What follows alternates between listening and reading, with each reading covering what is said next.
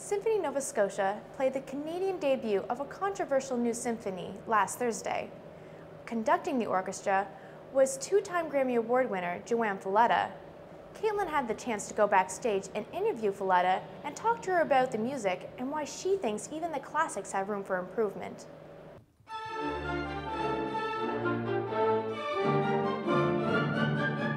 Joann Falletta has been called one of the finest conductors of her generation.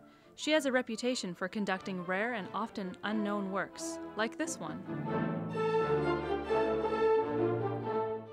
Franz Schubert originally composed Death in the Maiden as a folk song. He then later reworked it for string quartet. It was not until the 1990s that composer Andy Stein reworked the piece for a full symphony orchestra.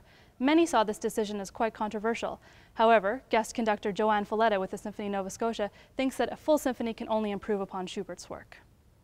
Well, you know, there are a lot of musicians, I guess this is true in all fields, who don't like things changed once they're done, and purists in a way, you know, it's written for string quartet and it should stay for string quartet. But you know, I've always found that composers are very open-minded people. And I have a feeling that Franz Schubert would say, yes, you know, let's try it that way. Let's see what it sounds like. And the new arrangement does change the piece. Falletta thinks for the better. It does expand the sound of it. You can imagine from 4 people to 37 people. All of a sudden, it's an enormous, almost terrifying piece in some ways. Like the music she chooses to conduct, Falletta herself is a rare commodity. She began conducting in a time when it was hard to find a woman at the podium.